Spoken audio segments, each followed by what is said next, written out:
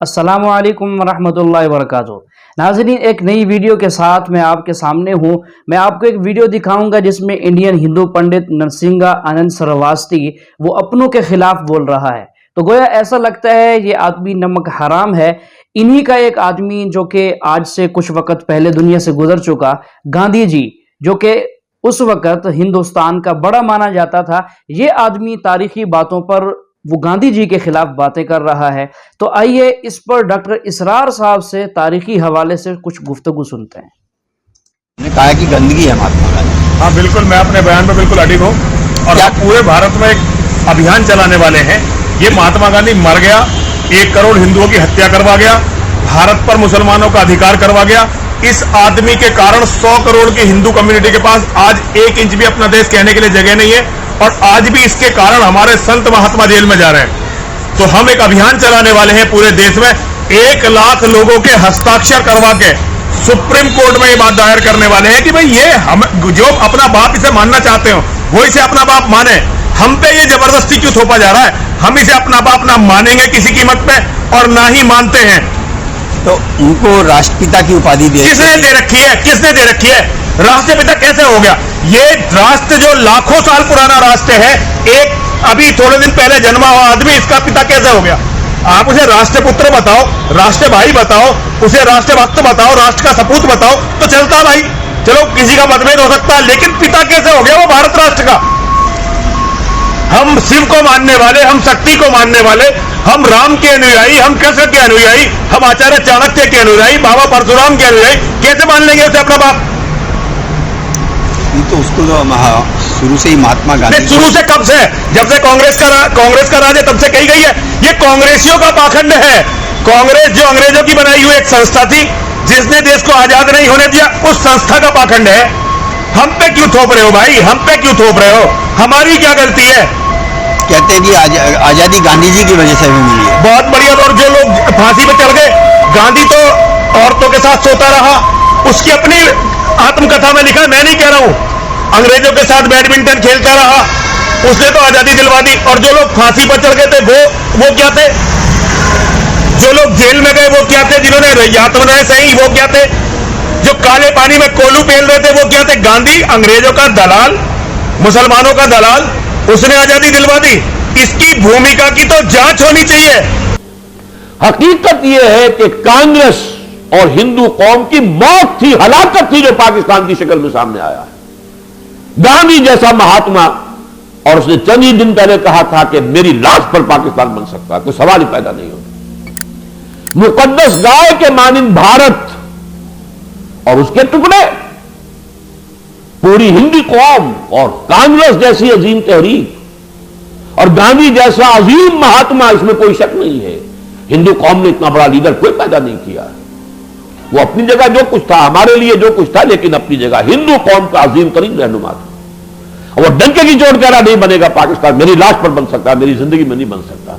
फिर बन गया। कैसे बन गया? उनके लिए हलाकत थी। हाल यह है, फ्रीडम एट मिडनाइट के जो मुसन्निफीन है उन्होंने साफ लिखा है कि नेहरू और पटेल दोनों ने हाथ जोड़ दिए माउंटबेटन के सामने।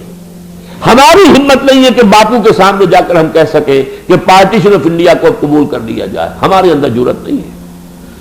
जाइए आप उन्हें कायल कीजिए। और वो चूंकि चेला बना हुआ था, बड़ा काइया आदमी था, नेहरू फैमिली के साथ उसके फैमिली रिलेशन जिस तरह के थे वो भी आपको मालूम है। अब तो बहुत सी चीजें जो है वो तश्तबाम हो चुकी हैं। तो नेहरू के साथ तो वो फैमिली रिलेशंस, गांधी का वो चेला, लेकिन ये कि उसने जाकर गांधी को आमादा किया, क्या कहकर आमादा किया होगा उसका आप अंदाजा कर लीजिए। ये तो सीक्रेट प्रोटोकॉल है, ये तो हमें मालूम है उसने जाके आमादा किया, क्या कहकर आमादा किया होगा। यकीन दिलाया होगा। ये बड़ा आर्जी सा फिनोमिनन है। इस दफा हमें कर देने दीजिए, एक दफा मसले का हल हो जाए। बाकी यह है कि हम ये कश्मीर का जो है वो भी हम डालकर जाएंगे बीच में, हड्डी जो है जिसके ऊपर ये आपस में लड़ते ही रहे, और इनकी जो शहरन है वो तुम्हारे हाथ में देकर जाएंगे। किन किन पहलुओं से राजी किया होगा गांधी को, इसका तो हम ये क्या अंदाजा कीजिए। एनीवन्स गेस, हर शख्स का अपना एक गेस है। लेकिन वाकया यह है कि यह हलाकत थी हिंदू कौम की। आसार मुकुम का अभिवकुम, और फिर तुम्हें इख्तियार मिला, 2 अजीम खित्ते मिल गए। पहला पाकिस्तान जो अर्ज हिंद में बना वो यही था।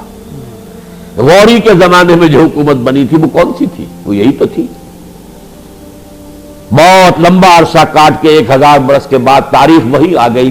बर्रे अजीम पाक व हिंद में इस्लाम जहां से शुरू हुआ फिर वहां आ गया सिमट कर। यह तो इजाफा है, बोनस है जो मशरकी पाकिस्तान की शक्ल में मिला है। वरना मुफक्किर पाकिस्तान अल्लामा इकबाल 1930 के खुतबे में यह तो जिक्र करते हैं कि इस डेस्टिनी, ये तकदीर मुबरम है कि हिंदुस्तान के शिमाल मगरिब में एक आजाद मुसलमान रियासत कायम होगी। मशरकी पाकिस्तान का कोई तस्करा नहीं कहे, वहां उनका कोई विजन नहीं था, विजन था इस पाकिस्तान। तो मैं ये समझता हूं अल्लाह ने बोनस दी। 1 साल पहले कायदे आजम आजाद पाकिस्तान के मुतालबे से कम 10 साल के लिए मुस्ताफी हो चुके।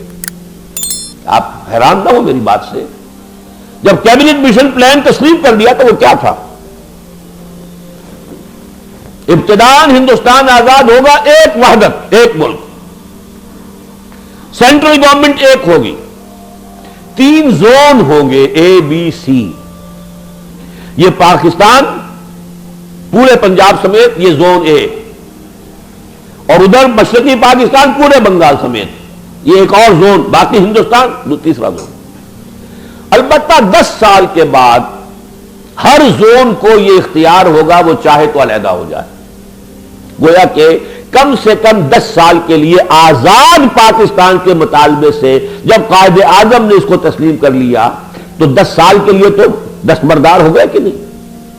अल्लाह ने कहा नहीं, तुमने वादे किए, तुमने हमें पुकारा है, तुमने गिड़गिड़ा कर दुआएं की है, अल्लाह हिंदू और अंग्रेज की दोहरी गुलामी से निजात दे, तेरे दीन का बोलबाला करेंगे, तेरे नबी का दीन कायम करेंगे, खिलाफत रास्ता दुनिया में दोबारा ले आएंगे। तुमने हमें पुकारा है।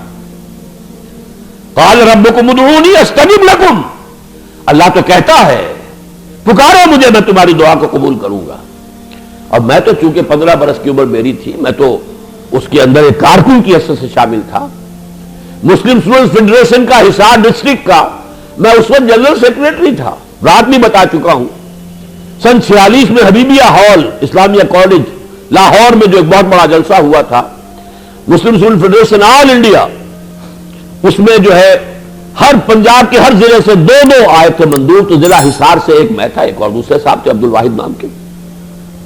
मैं तो वर्कर हूं, मुझे याद है किस तरह ईदैन के इज्तिमात में, जुमों के इज्तिमा में, जुमतुल विदा के इज्तिमात में जिस तरह हमने गिड़गिड़ा कर दुआएं की। अल्लाह ने वो पुकार सुनी, असा रब्बुकुम अन युहलिका अदुव्वकुम, तुम्हारे दुश्मन की मानवी हलाकत, उसकी कसरत तादाद के बावजूद, उसकी सरमायादारी के बावजूद, उसकी बहुत बुलंद तंजीम के बावजूद, उसकी बेदारी के बावजूद, नहीं उसकी तमाम मुखालिफतों के अला रगम, और तुमने भी घुटने टेक दिए 10 साल के लिए। नहीं, लो आजाद पाकिस्तान, मुकम्मल तौर पर आजाद पाकिस्तान।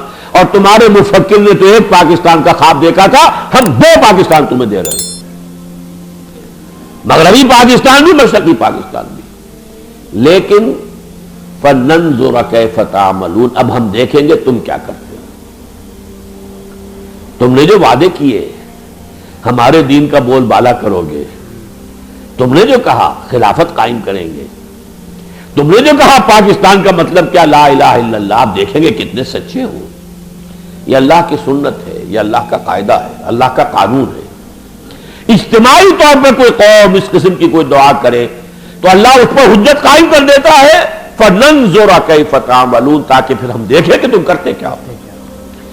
यह है तहरीक पाकिस्तान का मामला।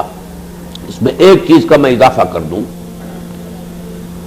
काश के वो वादे जो मेरे इस तज्जिये की रूह से हमारे हुक्मरान पूरा तहरीक पाकिस्तान का असल मुहर्रिक हिंदू का खौफ,